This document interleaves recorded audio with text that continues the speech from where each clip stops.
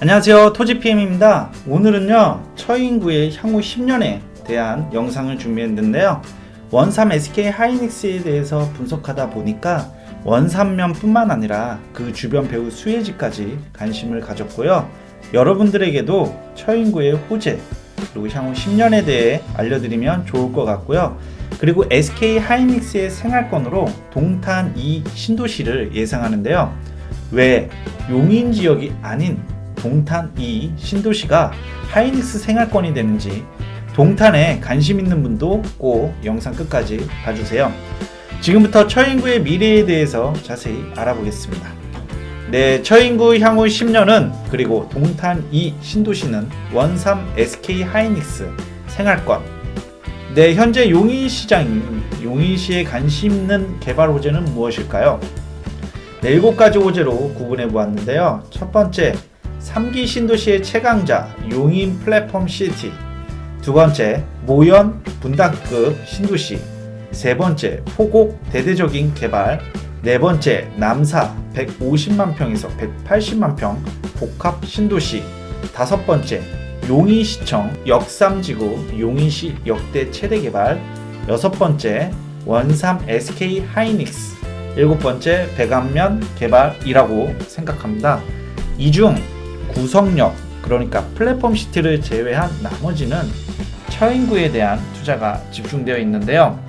북동, 동남, 남서, 서북 쪽으로 탄탄하게 개발하여 인구 유출을 막고 인구 유입을 유도하는 전략으로 보입니다. 용인시의 발전은 지금부터라고 해도 과언이 아니겠죠?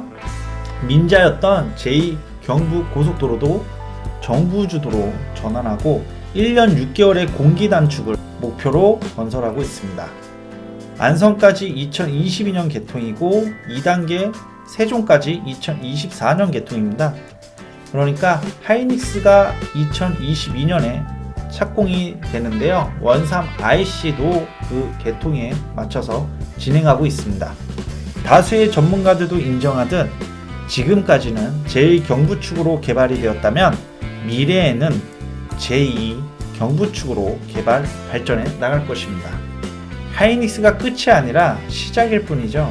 자율주행 4차 산업기업들이 제2 경부축으로 몰려들 것입니다.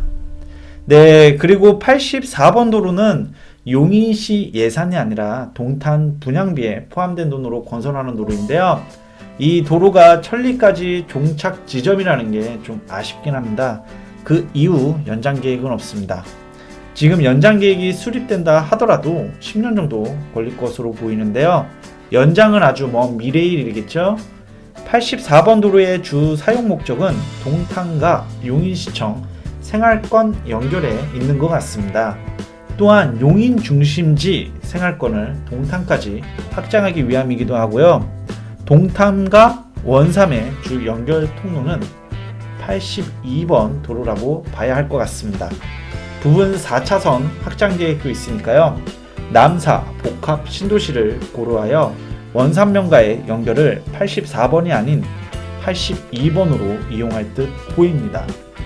82번과 84번 중간에 덕성리 용인 테크노밸리가 있는데 그 위에는 또 제2 덕산 산업단지가 있고요. 제2 덕산 산업단지는 과거 아모레 단지가 들어오려다가 취소된 곳이죠. 이 산업단지들을 원삼으로 연결하는 신설도로가 계획 중에 있습니다. 이 도로는 산업단지 간 연결을 위함이 주 목적인 듯 합니다.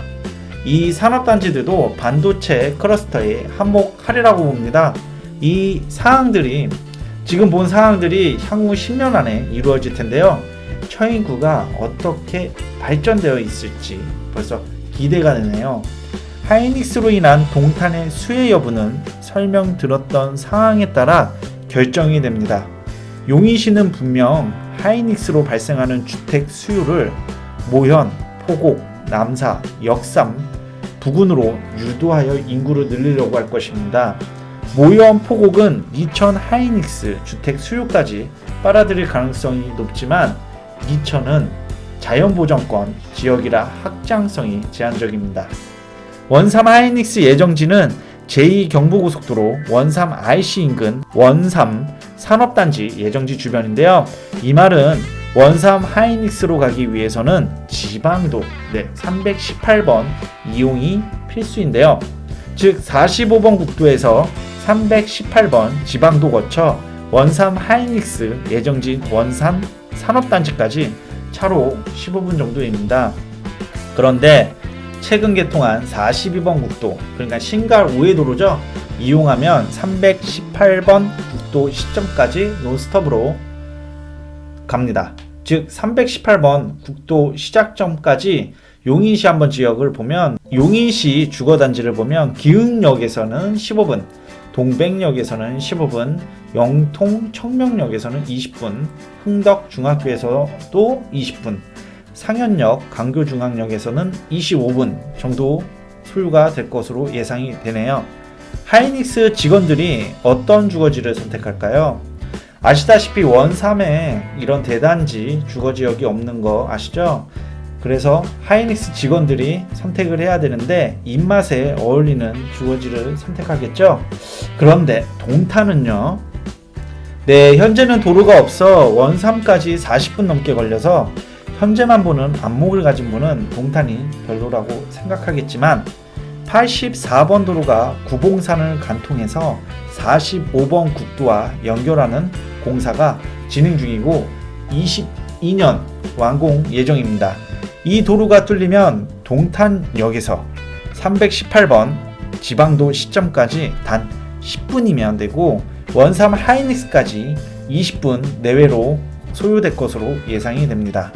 용인 지역에 내놓으라 하는 택지 지구보다 더 빠른 주거지역이 되는 건데 GTX도 있고 KTX도 있는 주거지를 선택할지 또는 아닐지, 네, 저만 보이나요? 삼성전자 가장급 이상이 대부분 분당, 강교에 살듯이 하이닉스 가장급 이상은 동탄역 또는 강교로, 이하 직원들은 동백, 기흥, 구성동으로 퍼질 것 같은데요. 공장이 필요 없는 부분은 구성역 플랫폼시티에 유치할 것 같고요. 연구소는 구성에, 부지가 필요한 공장은 원삼과 이동에, 그리고 유통은 양지에, 대략 이런 구도가 아닐까 싶네요. 네, 그리고 최근에 SK 하이닉스가 정자동에 사옥을 구매했죠. 그것도 참고하시고요. 네, 용인은요 동서남북으로 매우 매력적입니다. 좌우가 제1경부, 제2경부로 중심을 잡아주고 있고 행으로 수도권 외곽 고속도로가 지나가 수도권을 모두 연결해주고 있으니 말입니다. 네, 지금 처인구 향후 10년에 대해서 교통망 또는 개발 호재에 대해서 간략하게 설명드렸는데 앞으로 낱낱이 이 배후 수혜지에 대해서 분석을 해드릴 거고요. 동탄이 신도시가 하이닉스 생활권이 되면서 동탄이 신도시의 집값 상승도 이제 때를 만난 것 같습니다. 오늘 영상은 여기까지 하고요. 구독, 좋아요 눌러주신다면 다음 영상을 만드는데 도움이 될 것 같습니다. 그럼 여러분 성공 투자하시고요. 다음 영상 때 뵙도록 하겠습니다. 감사합니다.